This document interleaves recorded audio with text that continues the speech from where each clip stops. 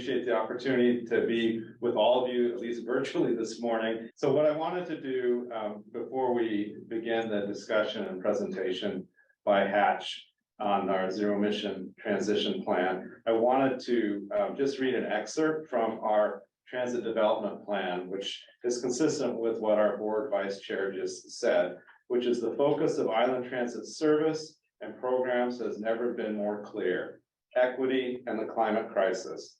It is about increasing access to opportunities and decarbonization.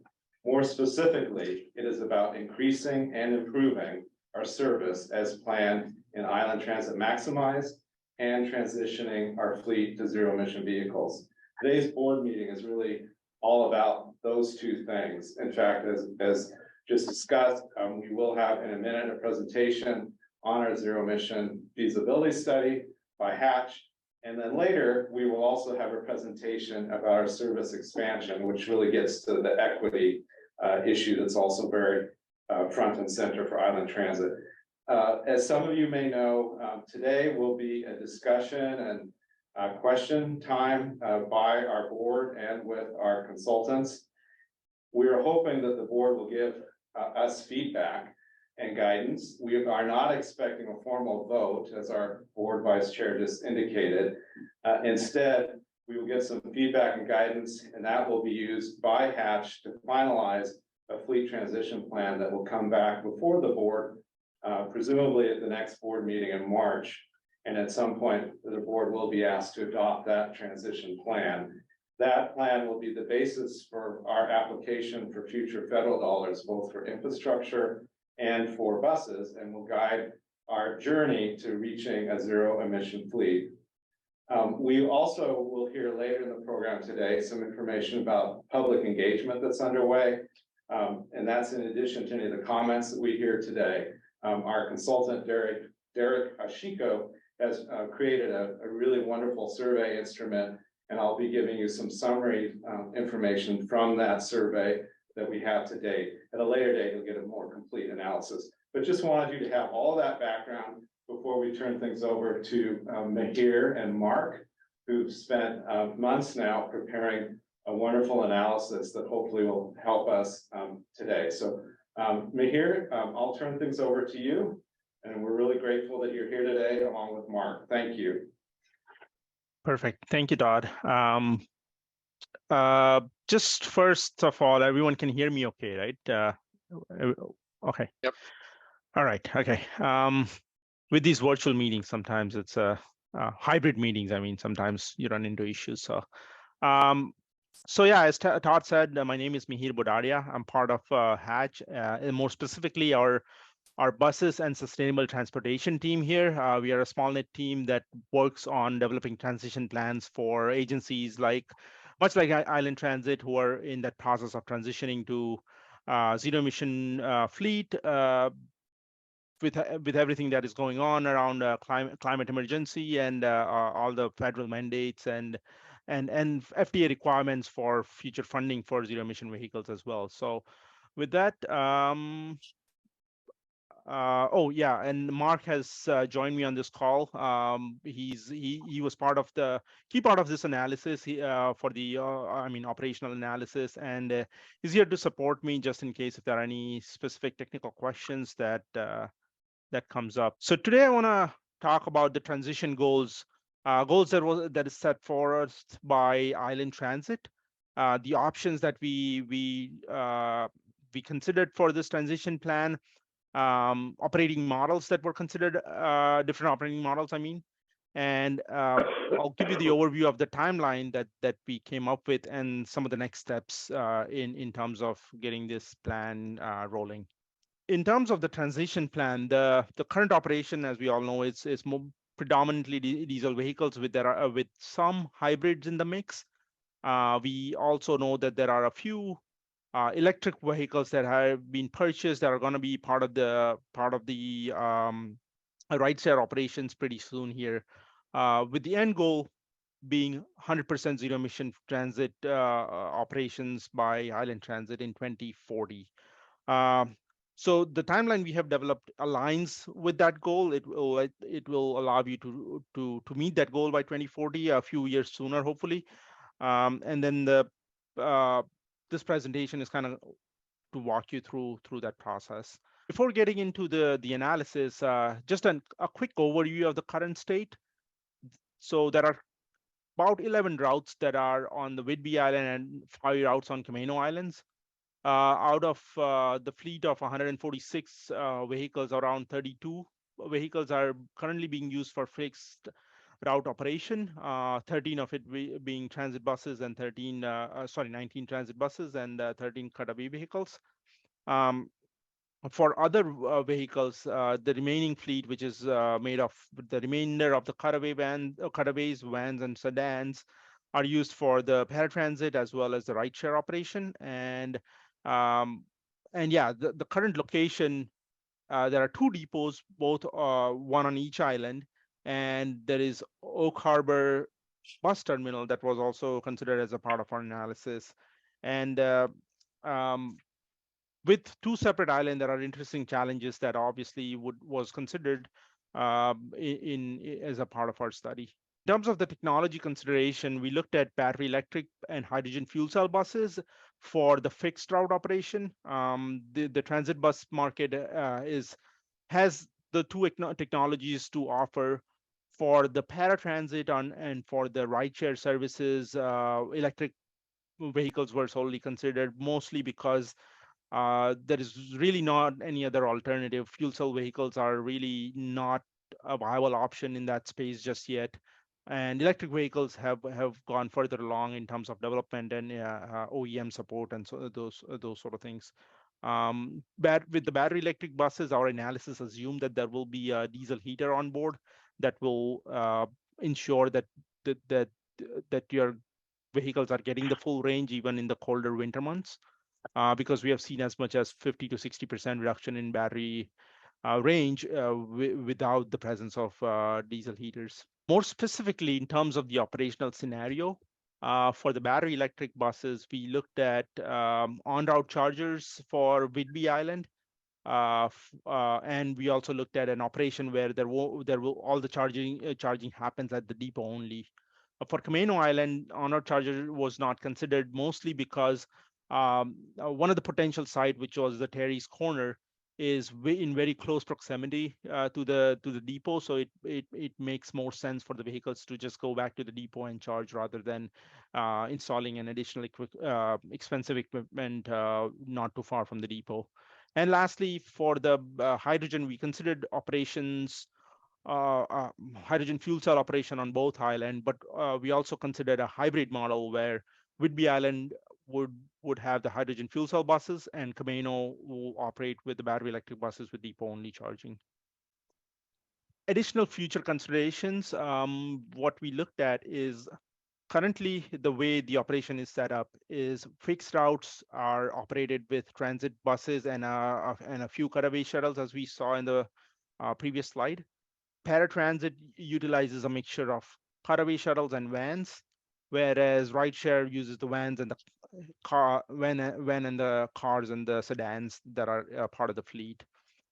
In future, the goal is to move away from cutaway shuttles, with fixed route operation conducted by transit buses solely, and paratransit and ride shares operating with the vans and van and the cars. Um, with the service, we also considered weekday service extension that's going to come into effect, I believe, in the next couple months or in May. And Sunday service, which was also going to be, which was also considered, which will be part of the service going forward in the future. So for each of these scenarios, from purely the financial point of view, we can see that the battery electric buses with on-route charging presents the lowest life cycle cost of ownership, and operating fuel cell electric buses on both islands is the most expensive options. Here you can see that the biggest portion of the new future fleet is the capital cost, because as we all know, the battery electric buses and fuel cell electric buses both are more expensive right up front compared to diesel buses, but also the charging infrastructure or the fueling infrastructure that has to be developed also is an expensive part of this whole process. One another thing to note here is the maintenance cost for infrastructure is a little bit higher on the fuel cell electric buses as well. So whereas it's compared to the charging infrastructure. So this is from the financial point of view. When we consider the additional factors, so BEB this is basically provides a summary of what that means in terms of the impact to the fleet size, the deadhead hours on Whidbey Island with the current operating at with the 22 vehicles. With depot only charging, we are looking at 35 vehicles, which is a substantial increase in the fleet size. And that has to do with the fact that the vehicles don't have as much of a range as the diesel buses, and for that reason the vehicles have to constantly come back to the depot during its operation midday for charging and top up of the battery. And that's why you need additional vehicles out on the road while some of the vehicles are getting charged at the depot during daytime. On-route chargers can keep the vehicle size consistent with the previous diesel operation, but there is a additional requirement, as the name suggests, of on-route chargers at two different locations within the system, and I'll talk about that a little bit in the future slide. But that does introduce some additional complications, both in terms of operations as well as implementation. There is additional impact to the deadhead hours when we are looking at the depot only charging, again, because of the back and forth that the vehicles have to do. That impact is very minimal when we look at the on-route charging. On Camino Island, the impact is very minimal, and that has to do with the fact that it's a smaller fleet, and most of the routes are not as demanding as the Whidbey Island, which is obviously a much bigger geographically than the Camino Island is. In terms of charging infrastructure, we are looking at 10 centralized chargers that will have 3 dispenser each. So for depot only charging, we need at least 30 chargers because of the larger fleet size, whereas with the on-route application, the depot chargers can be 5 times 3, which is 15 dispensers. And the Camino, we are looking at total 3 chargers, 3 dispenser each to charge those 10 buses. On the hydrogen side of the summary, the fleet size it increases by a little bit, but it's not substantial increase by any means when compared to the battery electric buses with depot only charging. There will be obviously requirement for hydrogen fueling infrastructure, and we estimate that a 12,000 gallon tank would be required on site. That would need fuel delivered on a weekly basis. So there will be a tanker full of liquid hydrogen that will get the fuel delivered to the Whidbey Island on weekly basis. There will be two fueling pumps for the Whidbey Island. On the Camino, we are looking at the same tank size, but the frequency, because the operation is smaller, the delivery frequency can be bi-weekly. And we can get away with only one pump on that site. Looking at some of the more qualitative aspect of the two operations, this will give us a full picture in terms of the feasibility of the transitioning to either one of the technologies. In terms of battery electric buses with depot only charging, the obvious benefits are that there are no off-site assets to maintain, like the on-route chargers, and there are more vehicle options compared to the fuel cell electric buses in the market right now, at least when it comes to Buy America compliant options. On the drawbacks, as I mentioned, fleet size is much larger, so it's a huge capital investment and a fleet to maintain. And there is higher deadhead hours, which translates to higher operations costs because you have operators going back and forth constantly. Battery electric buses with on-route chargers eliminate some of those issues. Again, as discussed previously, fleet size compared to the diesel buses is very similar. Again, there are those more vehicle options that are available in the market. But the challenge comes from that on-route charger. The on-route charger installation requires extensive coordination with the third parties. So anytime there is an asset that is not on the property that is owned by Island Transit, it introduces more challenges in terms of getting the construction work done, implementation work done, and so forth. On Oak Harbor side, that's certainly an issue. On the other location, as I mentioned, that we considered was the ferry terminal.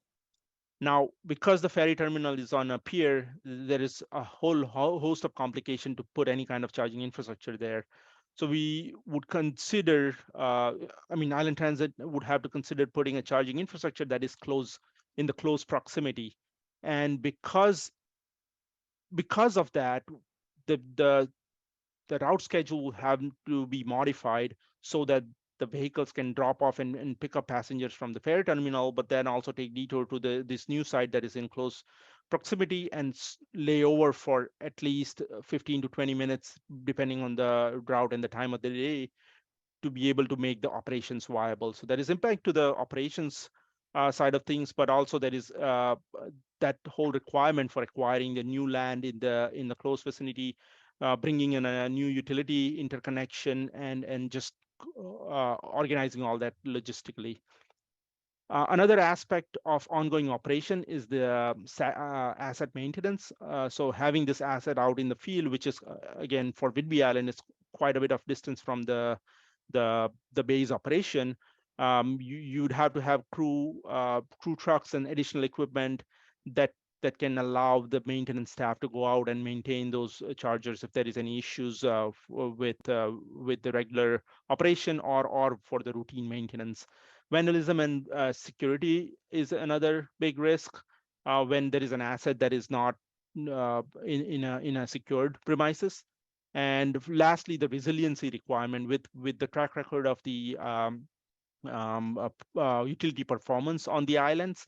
You would need to have backup generation on all three sites, not just one centralized location like it is currently, or it would be the case with depot only charging. With fuel cell electric buses, again, the benefits are that the fleet size does not increase significantly. It's very comparable to the current operation. And the other neat part is there is no impact to the operation at all. Because of the fueling aspect that is very similar to the diesel operation. The few drawbacks with the fuel cell electric buses is that there are fewer OEMs in the market right now, at least when it comes to Buy America compliance. And there is a hydrogen fuel supply chain is still under development. There is a lot of conversation and there is a lot of development that is happening currently in terms of having even the hydrogen hub development, and so in the future there will be enough supply for hydrogen, but as of now there is that process that is also happening in parallel.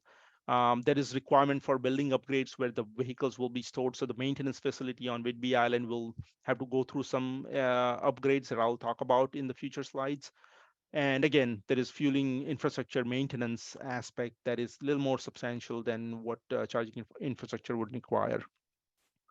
And another thing is external partnership for fueling. So you will, as I said, once the fueling supply, because of the limited fueling supply chain, there is a need to manage the partnership, which is essentially you'll have to go out and make those partnership early on and have those contracts in place before the transition happens. On Camino Island, for the depot only charging, as I said, because the operations on the Camino Island is much more simpler, the fleet size has no impact at all. There are, again, a lot more options to pick from when we go with battery electric buses. And there is another neat thing with the synergies with paratransit operation. Because paratransit is going to go electric route, there's going to be charging infrastructure that could be shared. That is especially important on the Camino Island because it's a smaller fleet size, right? So having that asset shared with other operations would make that cost spread out among more vehicles compared to Whidbey Island, where the fixed route operation is large enough. On-route operation, as I said, we never considered that because of the proximity to Terry Corner. It's just not an economical option to consider. For fuel cell electric buses, the pros are very similar to what we get from battery electric buses. No operational changes and same fleet size, although fueling is faster than the slower charging speeds. But that has no impact on the operation because the vehicles again are in the depot and has enough time for charging. On the drawback side of fuel cell electric buses, they are more expensive, especially given the smaller size on that island. The infrastructure installation is a bit of a challenge as well because the site is so much smaller. So if you were to do a fueling infrastructure, either it has to be, it could be in partnership with some local other fleet operators, or the site might have to be reconsidered. So there are a few challenges with the fuel cell electric buses on the Camino. Having considered both financial and implementation impacts, here is the like a quick overview where each of these options stands. So fuel cell on both islands being the most expensive options with a significant implementation effort, and the BEBs on-route chargers being much cheaper, but all the challenges that comes with the trying to get the on-route chargers in place and the operational impact that it has, it makes the effort for implementation on higher end of the on the scale. So where the sweet spot is with fuel cell electric bus operating out of the on the Whidbey Island and battery electric buses on Camino. So considering all both financial and operational and maintainability factors, the preferred scenario was fuel cell buses on Whidbey and battery electric buses on Camino Island. Now, with that scenario, the emissions impact are also important to look at. And when we look at this impact, there are, depending on whether we buy gray hydrogen or green hydrogen, there is a certain amount of impact which results from the method of hydrogen production. Now, with the green hydrogen, because it uses a lot of electricity, and the current Washington grid has a lot of non-renewable generation, there is a bit of an impact, but there is a mandate with the greenification of the grid as well. So as your transition occurs, that impact will reduce, and once the green has reached carbon neutrality, you can see that the impact would be much larger than even the battery electric buses, because battery electric buses would still need to have the diesel heaters on board, whereas fuel cell buses don't need that. So having said that, in terms of the implementation, the biggest thing would be on the facilities. And at the Whidbey Island, we are looking at the fueling infrastructure. So as you can see in this picture, there is that storage tank that I talked about, but then there are a few other equipment that is required to allow the fueling. So there's vaporizers, chillers, and dispensing pumps. And we have created a bit of conceptual layout. There is a space that was identified during our site visit that is that can be utilized, which is near where current fueling for hydrogen, diesel and propane is located anyway. So it's an ideal situation to develop these the fueling infrastructure for the sites. The other aspect with fuel cell electric buses, as I mentioned, is the maintenance facility building upgrades. So because the gaseous fuel hydrogen acts very differently, there is additional consideration for the safety and code requirements for the buildings that in which the vehicles are stored. One of the bigger ones is the HVAC unit. There is a requirement for at least 5 to 6 air changes to happen, so that if there is any leak of the hydrogen, that is quickly dissipated into the removed out from the building. There are requirements for H2 sensors. So if there is any accumulation of hydrogen that is caught early on, there is light fixtures that also has to be certain rated, so it doesn't become an ignition source for hydrogen should there be any leakage. And same with the heaters, and some other building modification. That is all part of the requirement for hydrogen vehicle storage and maintenance. On Camino Island, we are really not looking at anything to do with the building itself. All the gear can be all outdoors. The utility will need a substantial upgrade, because currently there is a single phase service because of the very small footprint of this admin building that we had there currently. But going into the future, there will be requirement for a 480 volt 3-phase service, and all of that equipment can be set up outdoors. So we're envisioning on the north side of the northeast side of west side of the property, and then all the charging infrastructure will be in the parking lot where the vehicle is parked. So that brings us to the transition timeline. So this is what our recommendations are in terms of purchasing schedules and infrastructure development schedule. For Whidbey Island and the fuel cell electric buses, we are suggesting 2026 as the first year when the buses go into operation, which will require the first set of procurement to start 2 years in advance. We have currently seen about 24 months lead time on both battery electric and fuel cell electric buses. The infrastructure development will have to begin even sooner, with around 3 years of lead time required. So the planning realistically should start happening this year, so that the facility is ready, the fueling infrastructure is ready for the first vehicles to arrive in 2026. On the electric buses side, we are recommending 2025 to start planning the charging infrastructure and start purchasing the electric vehicles on the Camino Island by 2028. So the charging infrastructure development aligns with the arrival of that first vehicle as well. For the paratransit timeline, we have considered a one-to-one conversion from fossil fuel vehicles to electric vehicles, and essentially starting in 2023, which is when you're going to get the Tesla 5 electric Teslas. From next year onwards, it's constant 5 to 6 vehicles per year is what you would need to convert the vehicles to fully electric by year 2037, and that's done.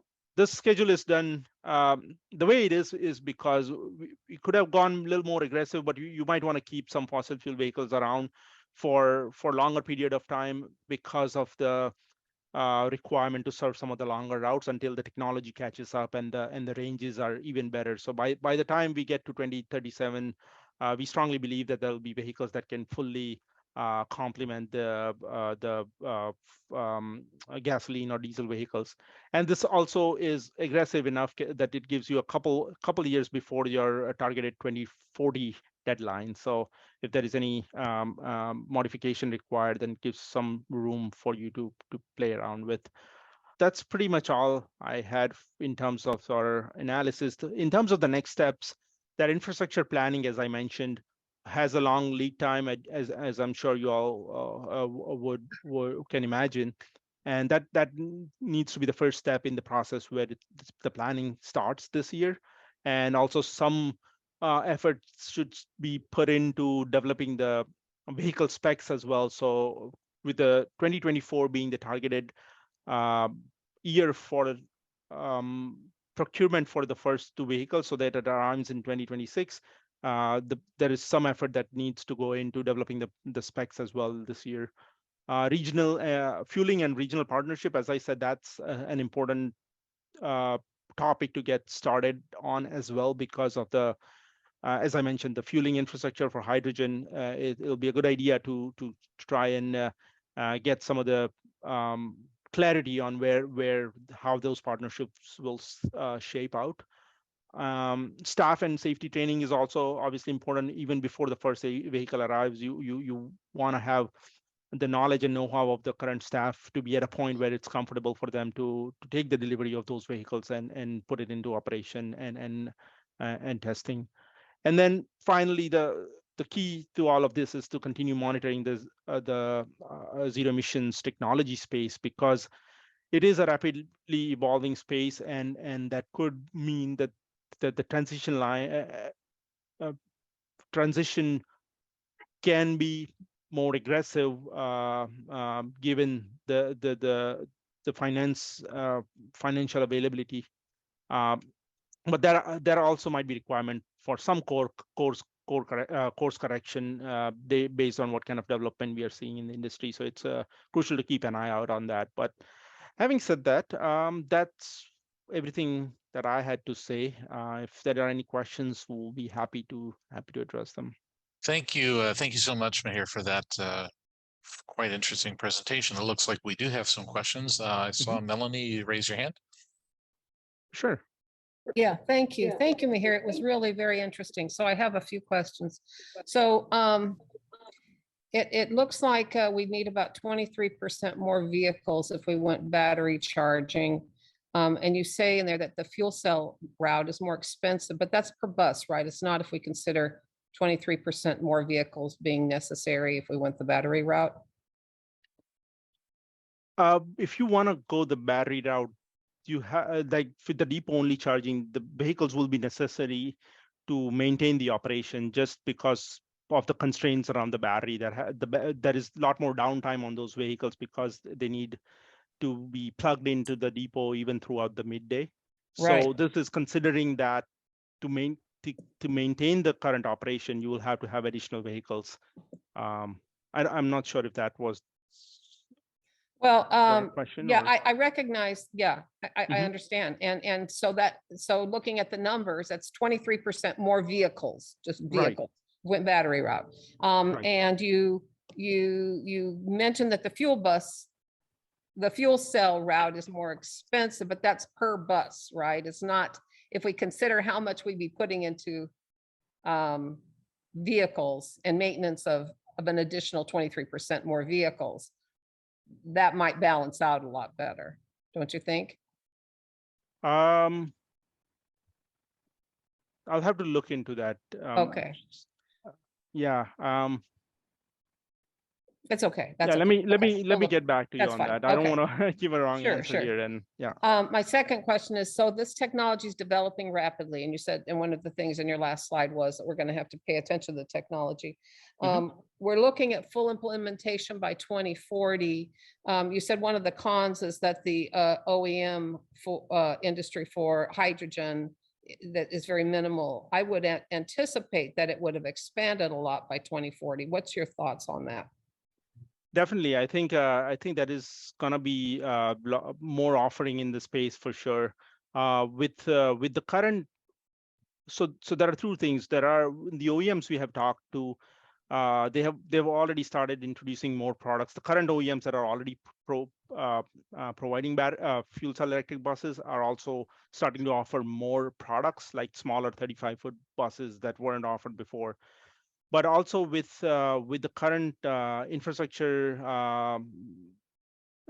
Reduction Act passed and all the funding that is in place for Buy America compliant vehicles, I can see a lot of other players, like European players, coming into the market to take advantage of that money down the road. Same on the consumer EV side, right? There is all this funding in place, and there is gonna be a big market for these vehicles in the future. So yeah, I do see that there is gonna be more availability from more OEMs down the road. Okay. So that should mitigate that issue down the road. I would think so. My heart is in batteries, but I think that the technology in batteries is probably going to change so much over the next 20 years that I'm hesitant about constricting us to batteries. to a particular style, you know, of vehicle with a particular type of battery. And also, although hydrogen might require external partnerships for fueling, I think that unless we have full solar power, self-power here in Island County, we're going to need to continue to rely on PSC and SNOPUD, and they've not shown themselves to be dependable partners to our citizens so far. We do have outages. I was wondering if you had considered, though, hydrogen tanks and the Cascadia event. I'm kind of an old person. And the Hindenburg video is seared into my brain. I'm just so I'm leaning toward fuel cells, but I don't want a major earthquake to cause all our buses and the ops facility to burst into mini Hindenburg. So I was wondering if you had considered that. Yeah, I mean, that is definitely a consideration, right, for going hydrogen, and that's why most of these codes and standards have developed to a point where they're really designed to make sure that there is all the safety checks are in place, right? So one of the things in terms of the site that we have identified, it's on the far end of the property with a blast wall. So there is some safety in terms of it's away from any building that houses any personnel. But also in terms of the maintenance building where the vehicles will be stored occasionally for maintenance. First of all, they carry smaller amount of hydrogen, and usually there is procedure around reducing the hydrogen in the storage tank when they are brought in for maintenance. So there is also less risk. So there is a lot of standard operating procedures that needs to be to be around operating the vehicles, but also all the additional engineering barriers that I mentioned, the HVAC upgrade, the sensors for hydrogen, all the building modifications should ensure that we don't run into any of that major issue. Again, like the quantity of hydrogen we are talking about is different as well when we compare to that accident. Sure. And the technology has evolved. Its safety standards have evolved like many folds from that time. So I'm fairly confident that we have developed engineering standards and safety standards that are very well equipped to manage. And we have seen other agencies already operating successfully for a few years now. So we have good examples to even learn from. Okay, thank you very much. Thank you, Melanie. Janet. I have 5 questions, so I apologize in advance, but it was a great presentation. I found it really interesting. At the beginning of the presentation, you talked about moving away from cutaway buses and staying with transit buses. And I was curious about that because if the ridership doesn't support the use of a full bus, why would we move away from smaller cutaways? Tom, do you want to take that or Todd? Well, yeah, so you're asking why would we not use cutaways when we need a mid-sized bus? Is that what you're asking? Yeah. Yeah, so the reason is cutaways technologically, just because of the way they're manufactured, built, their design, all of them are not what we need. As you know, getting into a cutaway, you have to hop up 3 or 4 steps to get in. They are also, because they are altered vehicles, they're not designed for that purpose. They don't have the longevity as a traditional standard bus has. So they offer there's a lot of disadvantages that way. The other thing is the need for cutaways, which is essentially paratransit on-demand services, or the need for a bus that size can more easily be met by a van or a special battery electric vehicle that can meet those needs. So actually, we will have some mid-sized buses if we adopt the plan that's being recommended for Camino, but there will also be the smaller size vans that will actually serve that purpose and have less visible emptiness as compared to a cutaway. Hopefully Yeah, and I helps. think that makes sense. That's basically what I'm asking, is making sure that we match our ridership demand with the size of the bus we need for both energy efficiency purposes, but also for perceptual purposes of our constituents, right? The other quick addition to that is with the cutaways, the options for zero emission vehicles are also very limited compared to the transit buses. So that was also, I think, one of the considerations as well. Okay. We talked about, and I'm supportive of the hybrid plan. You talked about needing, I think it was 34 more buses. Mhm. The other consideration, though, on a hybrid plan of not only do we have to then purchase 34 new buses, but as noted, we have a grid reliability problem that makes many of us nervous about going all in on electric, right? And then pair that, I'm going to actually marry two questions for your all delight. Marry that the grid for Whidbey is much dirtier than the grid on Camino. They've already gone to a green grid. And so in some ways, we're doubling down on a dirty grid. And it's going to be a while before they get that grid. It may align with our timeline to a place where it's cleaner. So I'm pushing for resilience in our system. So that's not more of a statement than a question, but the question is, why would we slow down or have a slower timeline for bringing electric buses on Camino when Camino actually has a greener grid to rely on? And so we move to a green grid technology faster on Camino than we do on Whidbey. Yeah, so I mean, so first, regarding the clean versus dirty grid and the resiliency, in our analysis, we took both of that into account. So the emissions reduction model takes into consideration the cleaner Camino grid versus Whidbey grid that is this little more dirty, and then transitioning to fuel cell electric buses on Whidbey actually kind of makes sense in that regard as well, versus Whidbey, Camino. And in terms of moving on to the zero emissions technology on Whidbey before Camino, the biggest reason for that was because the maintenance staff and because it is a bigger operation that is all based out of Whidbey Island, it just makes more sense to have the initial testing and everything done there. So there is all the lessons learned and all the resources available locally, whereas Camino is more of a satellite operation, right? So that was one of the consideration. Tom, I agree with all of that on the fuel cell side.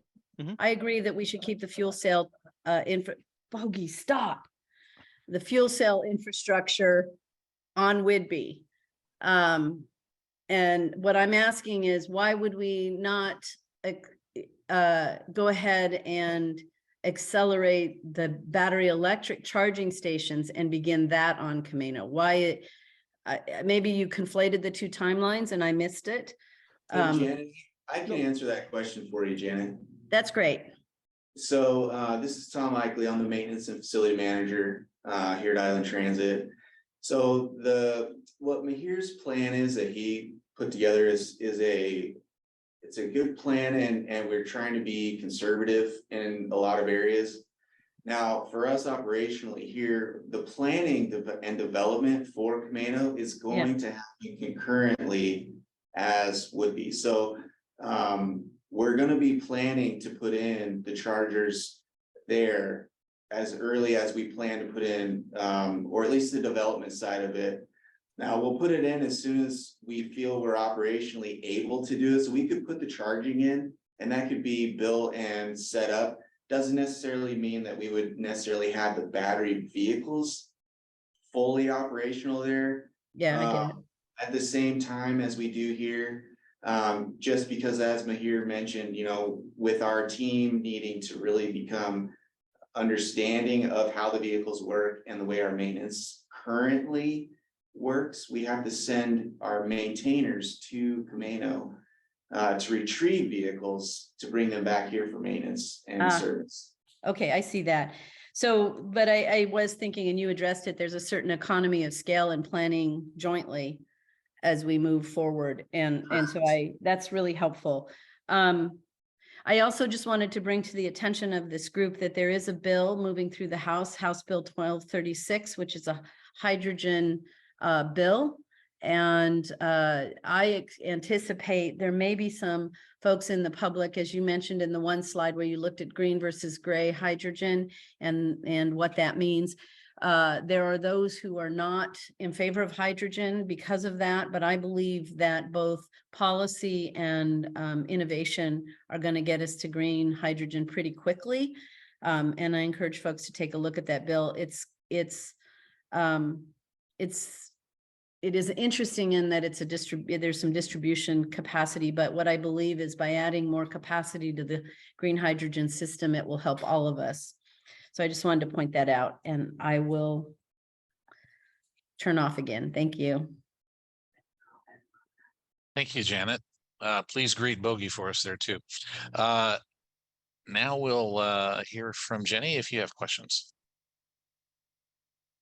All of my questions have actually asked. I will show you my list as I check them off when Commissioner Bacon asked one or Commissioner St. Clair. So thank you.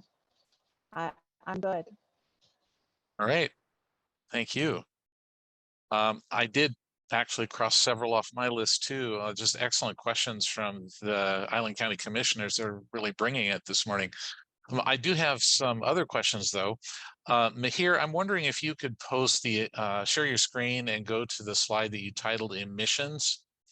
So this chart does not include the emissions that it takes to actually manufacture the buses before they get to Island Transit, correct?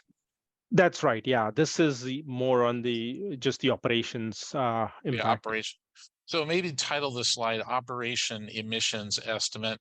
And then I think I mean, our goal here is to reduce our carbon footprint. And so I don't see a chart here that shows how we're doing when it comes to actually reducing carbon. So if you were to bring up the slide that shows the vehicle reductions, again, the whole purpose of this whole effort is to reduce our carbon. Right. And so when we reduce, let's say we're going to add, looks like we're adding hydrogen buses. So the amount of carbon that's reduced is smaller than if you add a battery electric bus. And so I think it's important that we have a chart very similar to this, except the ordinate axis is emissions in tons, say. And we discover maybe we have a flatter slope here because we're not really getting to the battery buses until the end of the 2020s, and the real number when we really retire buses, those and add the electric buses, is when we'll start to see, I think, a big increase. So I'd love to see a chart like that. Okay. Yeah, I think yeah, we can do that. I'm curious to know, on Whidbey Island, I live in the south end, so that's sort of, I'm more of an expert in this area, much like Melanie. But what buses would we run for the Clinton, what's known as the Clinton Collector? Would that be a 35-foot fuel cell bus? I think someone else might be better to answer. Okay. Yes, it would be 35 footers or 40, depending on how we go about it. And why wouldn't we run batteries there? The battery buses that we would be using on Whidbey Island, according to this plan, would be smaller and essentially be in van size and not have the capacity to meet the needs of the amount of ferry traffic that we have. The number one bus travels from the ferry dock up to the park and ride and has quite a lot of capacity as well, correct? Correct. And wouldn't a combination of a 35-foot bus plus a battery bus handle the passenger traffic we have? We don't think so. We think that the model that's proposed that includes 35 and 40-foot buses is the appropriate one. Because the other choice, as has been indicated, is a smaller van size that would not meet that need. So Mihir, And- what are the, go ahead. No, I was just gonna add that with the 35-foot buses, because as we mentioned, with all the challenges, you wouldn't be able to meet the operational need without having an on-route charger, which in itself is getting a bit of a challenge to get it down there. And that is the reason why for the transit buses, at least we are suggesting fuel cell electric and going battery electric on the other one.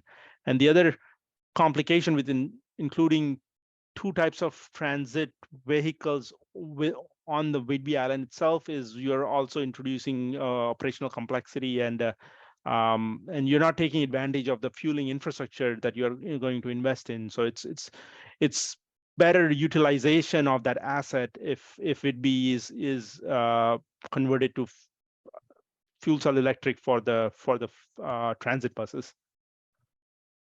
So in the past week, news broke that the feds had awarded some significant money to electrify the Whidbey or the Clinton Mukilteo route. To electrify it, to install electric infrastructure, and I wonder if I've talked with our executive director about this, about coordinating with the ferry system to preserve the option of charging happening at the dock. Mihir, if we were to somehow just wave a wand and put en route charging on the ferry dock, let's just say we solved all the technical issues and concerns, would battery electric buses be, would they work for us? If that is possible, then yeah, battery electric, but and same has to happen at the Oak Harbor as well, right? So there are two locations that need to work for the whole operational model to function. And also, yeah, if we can eliminate all the resiliency aspect, so there has to be a backup power for that site, and it has to be a certain capacity charger, right? So for smaller vehicles, usually you're looking at a 50 or 100 kilowatt charger that is a plug-in style. But when we are talking about transit buses, and the application we are talking about is one of the pantograph chargers that can charge at a very, very high speed. So yeah, it would make it work, but the chargers we are talking about, I think, will be a very different class than what is being suggested in the other study. Again, I don't know enough, so I'll have to look into what type of chargers we are talking about. But that's the only thing I would say would be a thing to look into, is the charging speed that we need to make this work. If I can just jump in here, there's some other. Yeah. Sorry, go ahead, Todd. Go ahead, the gentleman from Hatch, Mark. Yeah, I just wanted to chime in with some of the other issues associated with en route charging, assuming all the issues associated with installing it and resiliency, as Mihir would mention. There's also operational complexities with having a bus needing to sit there in the middle of the pier for 10 to 20 minutes at a time, and being unable to use that layover recovery time to get back on schedule in case of a delay, as is done now. For operations, you would have to be able to sit there for 10 to 20 minutes at a time. Even if the bus is running late, it would have to depart the terminal going back late, which could have operational implications. Excellent observation. And I just want to underscore that point, because that is really important to us in order to provide a quality transit service and not have to deal with those challenges. So thank you for that. So another question right here, I think it's probably in the presentation, but it's worth maybe answering the question for everybody to hear. What is the purchase price of a fuel cell bus versus a battery electric bus that we're considering right now? That's Mark, is that something you can pull up, or assumptions? Or do you remember? The short answer is it depends. And great answer, of course, because there's a range of vendors, especially on the battery side. There's a range of battery capacities involved. but off the top of my head and not precise numbers, a battery electric bus designed for longer range operation is approximately $1 million. And a fuel cell bus is around 1.2 or 1.3 million before federal grants. Okay, thank you. Craig, this is Melanie. I just wanted to check to see if you were following the chat. There's a couple comments in the chat. Oh, thank you. Let's finish the board questions and then we'll get to the public questions, but thanks for calling those out.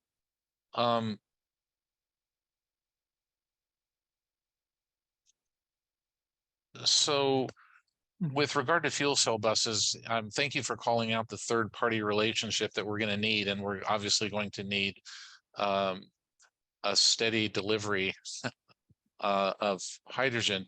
How much? I'm just thinking about risks to this whole plan, and you could you just talk about that with regard to hydrogen and deliveries and the generation of hydrogen? Yeah, what I would say about the delivery is it actually adds a little more resiliency to the whole system and little diversification, right? Because there is a multiple development going on, and also there are hydrogen hubs that are being developed as a partnership between different parties and supported by the governments. But there is also private companies like PlugShare and the name is Air Liquid. And a few other companies that are also making their own investments to make sure that they can tap into this market and supply to this market, right? So in the future, I see this as more of an opportunity for you to shop from a different place and get a better competitive price, better service. If you have an issue with one of the suppliers, you can switch over to a different supplier that is better suited to meet your needs in terms of delivery and schedule.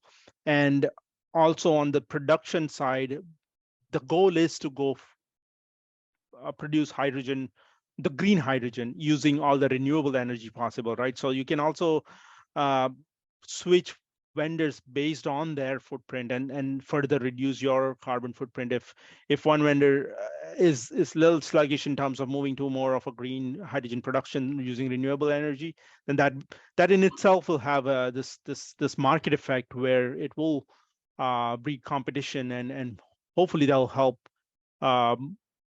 move things further along and give customers like Island Transit more opportunities to bring their costs down and get what they need rather than being stuck with one vendor, which is usually the case with electricity. You don't have an option to shop around too much. So.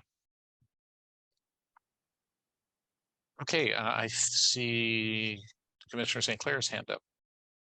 Thank you. In your presentation, and we've talked around this issue and the Buy America policy and what it means for our ability to purchase buses and meet this timeline. This sort of builds on Craig's question.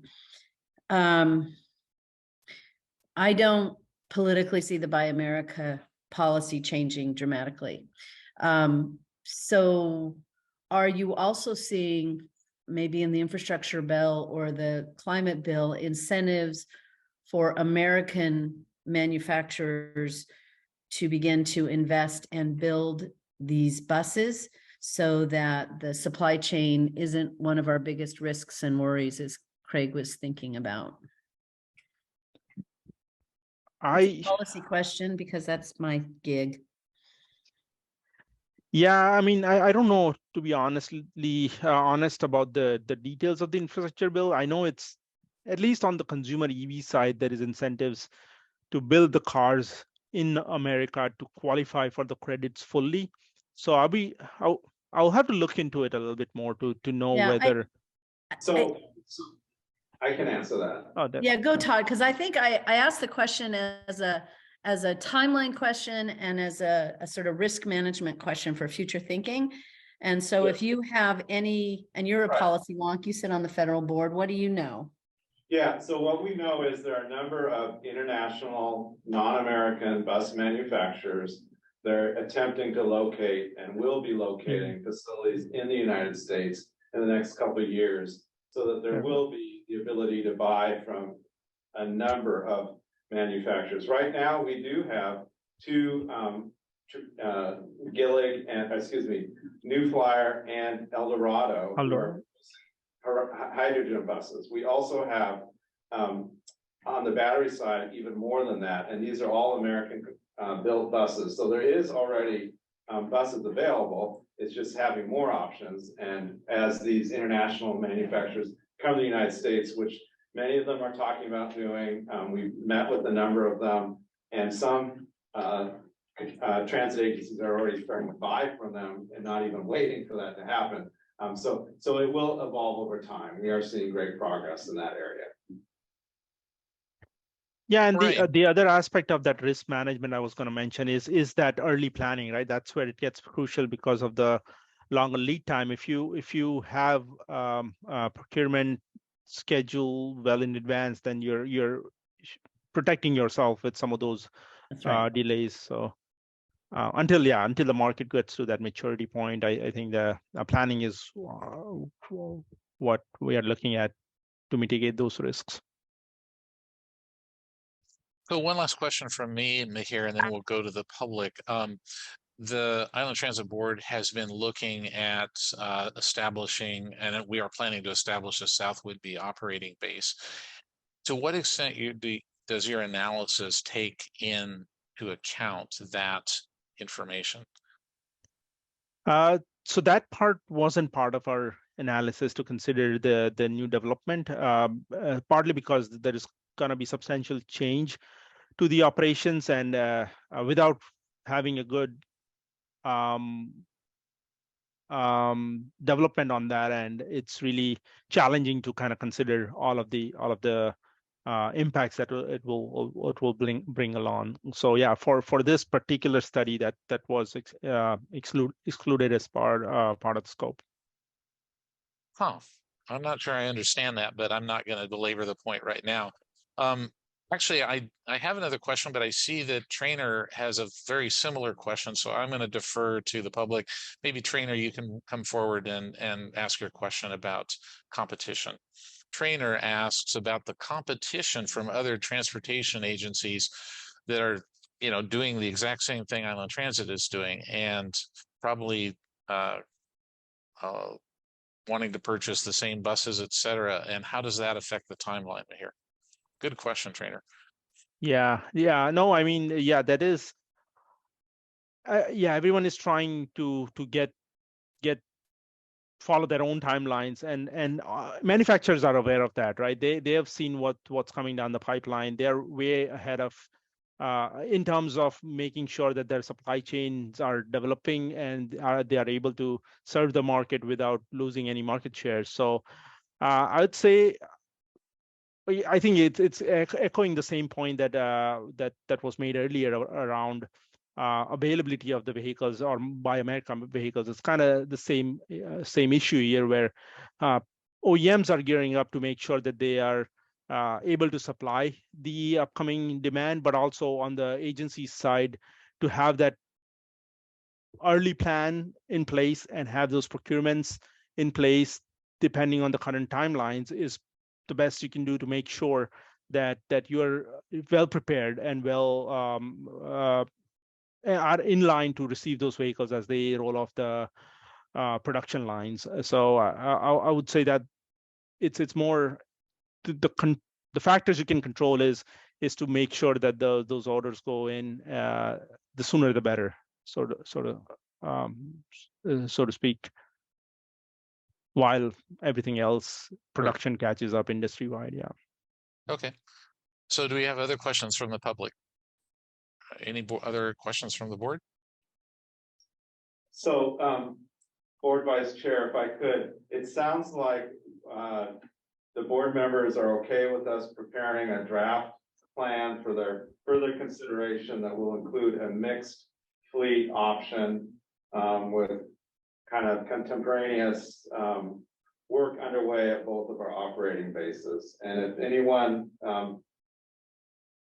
has second thoughts about that, please let us know. But that's what we'll begin working towards and for your further review and discussion at a future meeting. Yes, from my point of view, I would I would like to have another pair of eyes from another subject matter expert on the slideshow and the presentation. Just this is such a consequential decision, and I'm not taking anything away from Mihir and Mark and Hatch's work here. I just am really wanting to make sure we have not, we haven't overlooked anything.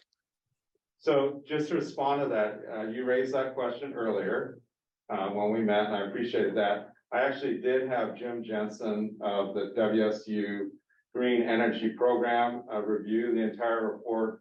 He was very impressed, had a number of questions, a number of ideas, but that has occurred. We can have him look at this presentation as well, but I did do that already. Interesting. Thank you.